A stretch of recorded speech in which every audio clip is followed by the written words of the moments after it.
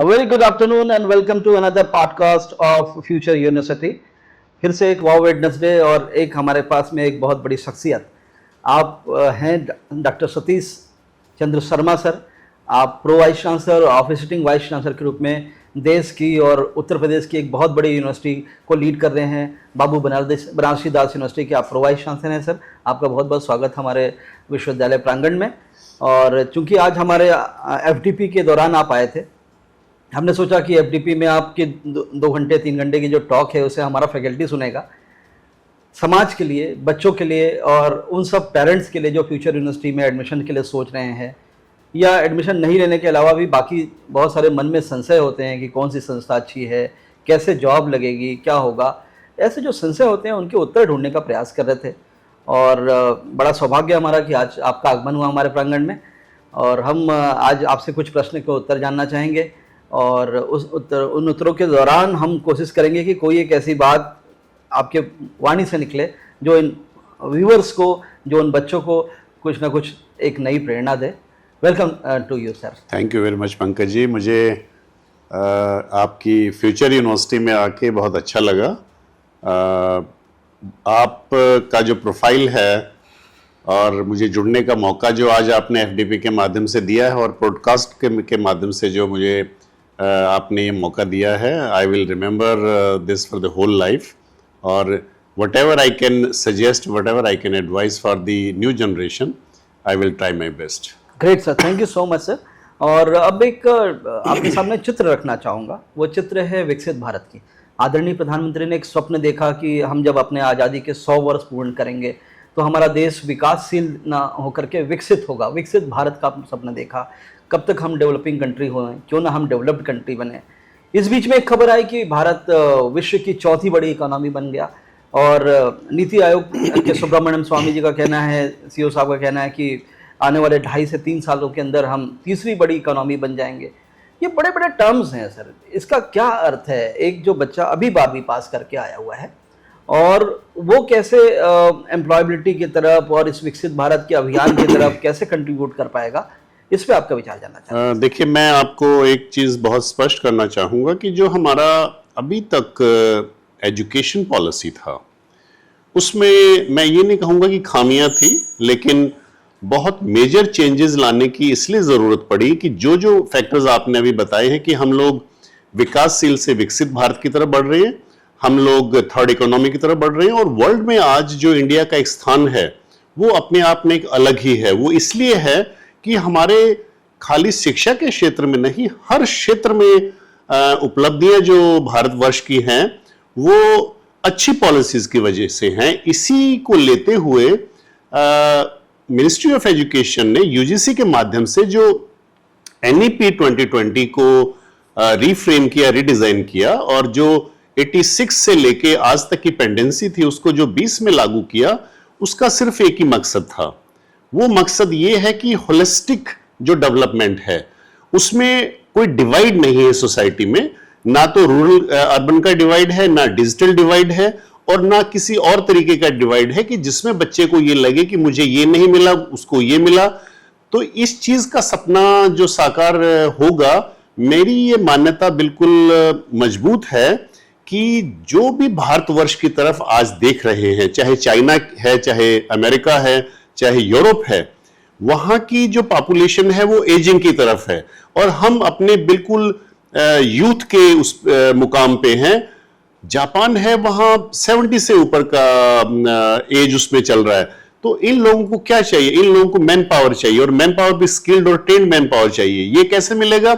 ये हमारी new education policy के थ्रू मिलेगा, जिसमें एक तरह की एजुकेशन ना होके मल्टी डिसिप्लिनरी एजुकेशन पे जोर दिया गया है कि एक डॉक्टर एक अच्छा एआई एक्सपर्ट भी बन सकता है, एक एआई अच्छा एक्सपर्ट एक थिएटर टेक्नोलॉजी में भी काम कर सकता है और एक आर्ट्स का बच्चा मेडिकल के भी कुछ कोर्सेज को कर सकता है, मेडिकल का बच्चा कुछ लिटरेचर के भी कोर्स कर सकता है। तो ये जो अपॉर्चुनिटीज अभी आई हैं मल्टी डिसिप्लिनरी अप्रोच से, मुझे ऐसा लगता है कि हम बहुत सही दिशा में है। सिर्फ एक चीज मैं कहना चाहूंगा कि इंप्लीमेंटेशन इसका थोड़ा सा प्रॉपर होना चाहिए।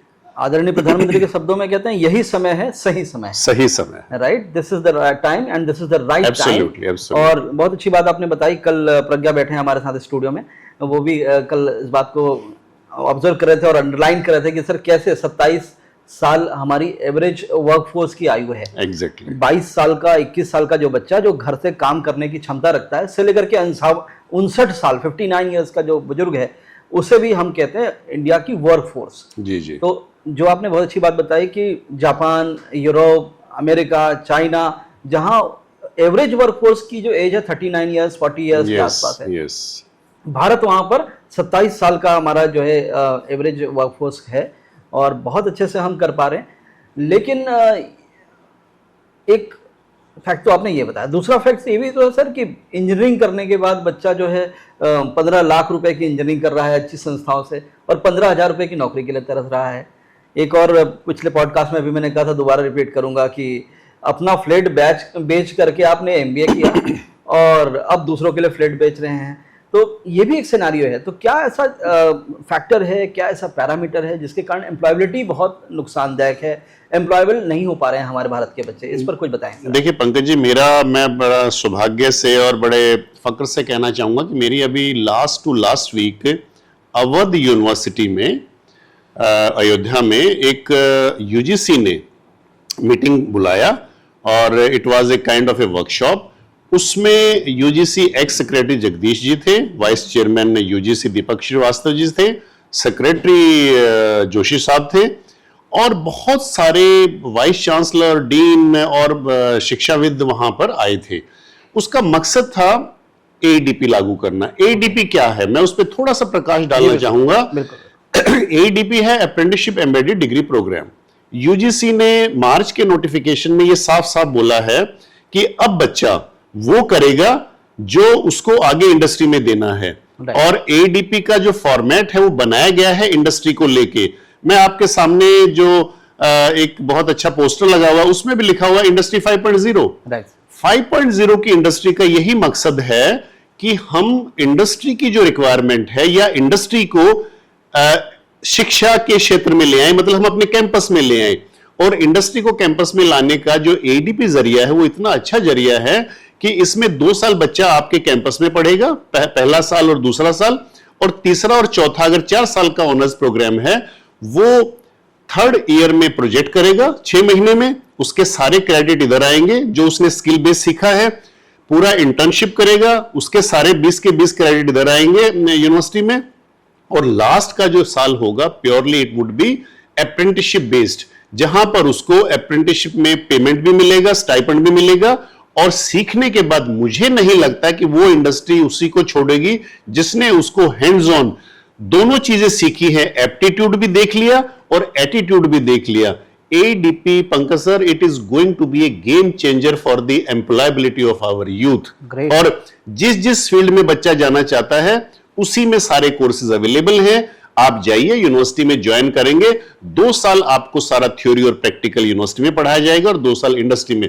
आई थिंक ये जो आपका प्रश्न है इसका उत्तर हमें इसी से मिल जाएगा अगर इसका इंप्लीमेंटेशन प्रोग्राम का बहुत अच्छी तरीके से डिग्री का होगा। जो 3 पैराडाइम थे सर, नॉलेज, स्किल और एटीट्यूड, KSA, yes. उस पर ही पूरी राष्ट्रीय शिक्षा नीति, yes. उस पर ही पूरे NAAC के असेसमेंट सब कुछ लागू होते हैं, आउटकम बेस्ड एजुकेशन उस पर होता है। आपने बहुत अच्छी बात बताई कि एडीपी के माध्यम से एटीट्यूड भी काम हो रहा है, साथ में अप्रेंटिसशिप भी मिल रही है। ये बहुत ही बढ़िया होगा। अभी हमारी ऑफलाइन बात हो रही थी, ड्यूरिंग लंच हम बात कर रहे थे कि एक बहुत बड़ा विश्वविद्यालय, नाम नहीं लेंगे, 100 साल अपनी पूर्ण करने की तैयारी पे है और वहां पर बीटेक फर्स्ट ईयर के बच्चों को डॉस सिखाया जा रहा है। नाम नहीं लेना चाहिए किसी विश्वविद्यालय का, बड़ी सहजता और सावधानी से हम उस बात को रखना चाहते हैं। कहीं पर सी प्रोग्रामिंग पढ़ाई जा रही है। आज के युग में जहां बच्चा 11वीं 12वीं करते करते ही HTML जावा की प्रोग्रामिंग कर ले रहा है, पाइथन पढ़ के आ रहा है। और एक तरफ आप बात करते हैं इंडस्ट्री 5.0 की, तो इंडस्ट्री 5.0 जो करिकुलम है, इंडस्ट्री कितनी स्पीड से आगे बढ़ रही।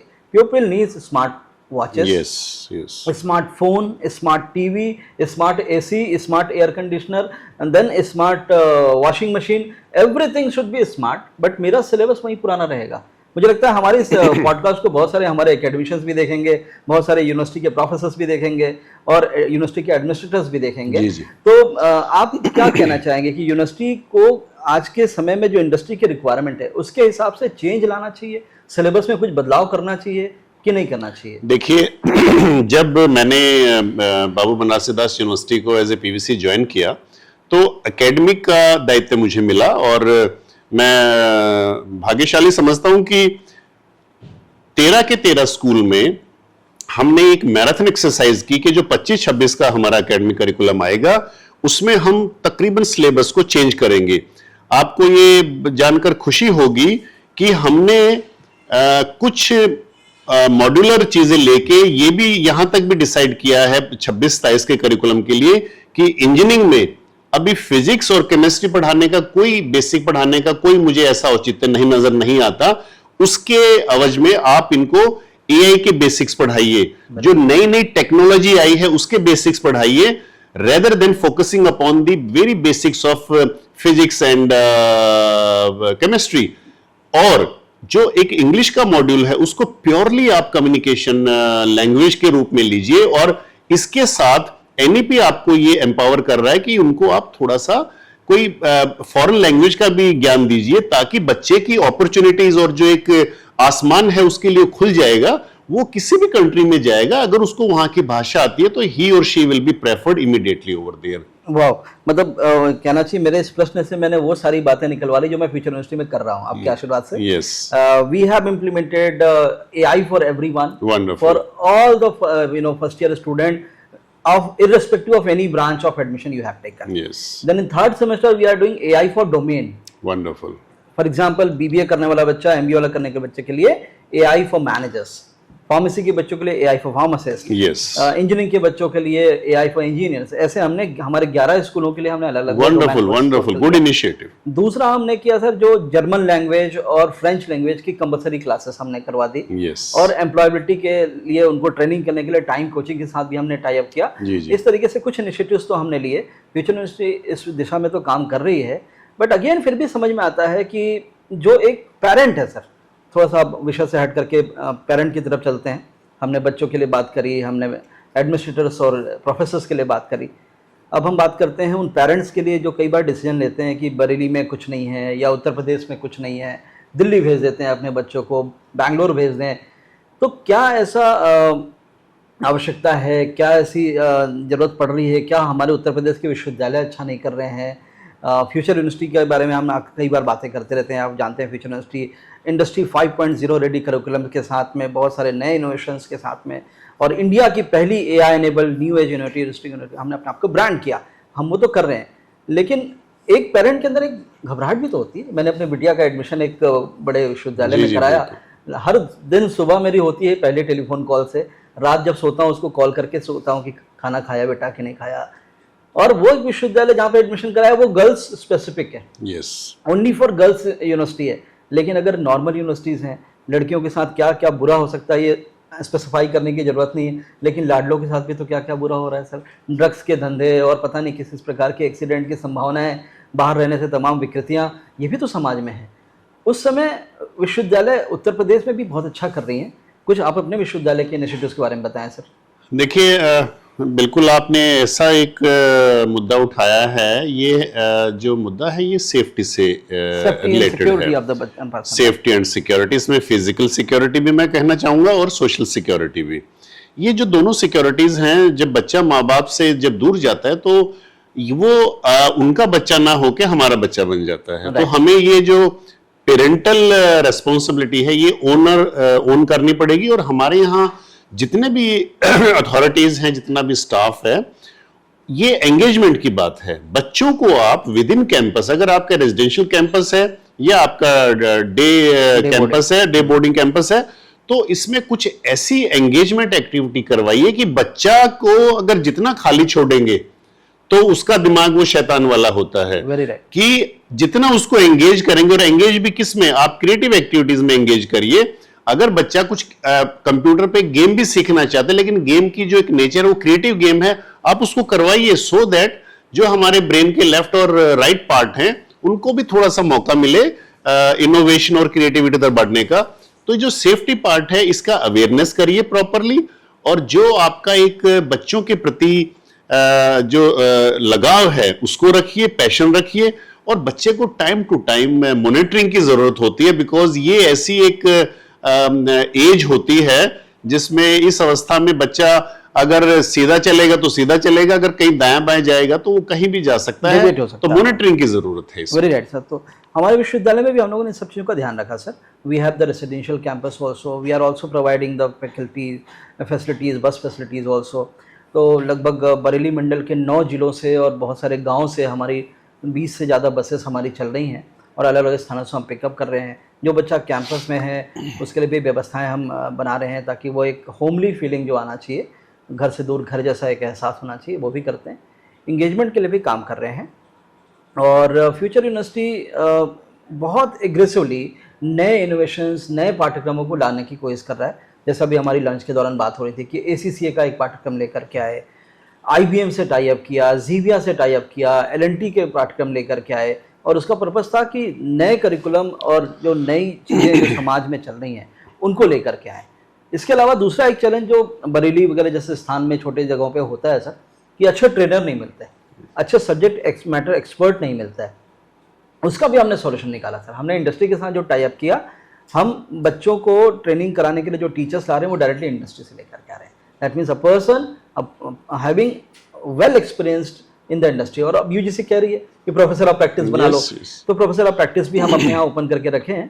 तो L&T, Xivia, IBM, इन सब के साथ हमारा जो टाई अप है वो इसी प्रकार का टाई अप है कि बच्चा जो है इंडस्ट्री एक्सपर्ट से सीखे, और उससे लोगों को और फायदा होगा। जाते जाते इस एपिसोड में की समाप्ति से पहले मैं सर से रिक्वेस्ट करूंगा कि फ्यूचर विश्वविद्यालय के बारे में और हमारे जो स्टूडेंट हैं, भविष्य के स्टूडेंट और करंट स्टूडेंट, उनको आप अपने शब्दों में क्या कहना चाहेंगे सर? देखिए, मैं तो यही सभी स्टूडेंट्स को तहे दिल से कहना चाहूँगा कि जो इस यूनिवर्सिटी का नाम है, आपने इतना सुंदर नाम लिया है, वो हमारे लिए भी और बाकी यूनिवर्सिटीज़ के लिए भी इस नाम से यही प्रेरणा है कि फ्यूचर इज फ्यूचर। और जो यूनिवर्सिटी है, जो आपके 3 शब्द हैं, ये अपने आप में पूरी रामायण है और पूरी गीता है, लर्न, एसिमिलेट एंड ट्रांसेंडेंट। अगर इनके ऊपर बच्चा देख के अपने कैरियर को बनाना चाहेगा कि जितने आपके फील्ड्स हैं, बहुत ही वैरायटी ऑफ फील्ड्स हैं आपकी यूनिवर्सिटी में, सभी बच्चों को मैं एक चीज बोलना चाहूंगा कि जो भी करे वो पैशन से करे।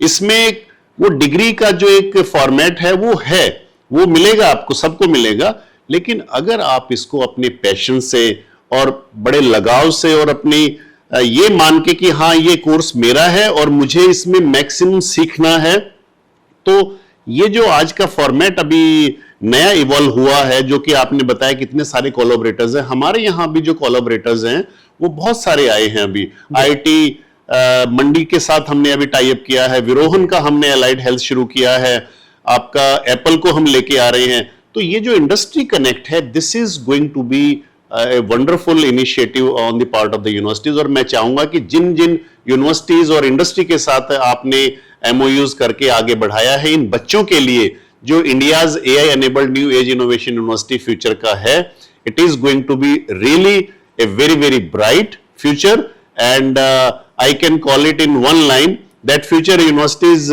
Future is going to be very bright future. Thank you so much sir, हमारे कैंपस में पधारने के लिए और अपनी ब्लेसिंग्स हमारे छात्रों को देने के लिए। Thank you very much Pankaj ji, और जुड़े रहिएगा हमसे इसी प्रकार से। अगले वाव वेडनेसडे के दिन फिर किसी एक एक्सपर्ट के साथ फिर मिलेंगे। Do like our channel, comment and do comment on which subject और विच टॉपिक जिसके बारे में आप और सुनना चाहते हैं, किस इंडस्ट्री के बारे में आप जानना चाहते हैं, जरूर हमें कमेंट करके बताइएगा। बहुत बहुत धन्यवाद आप सभी का हमें देखने के लिए।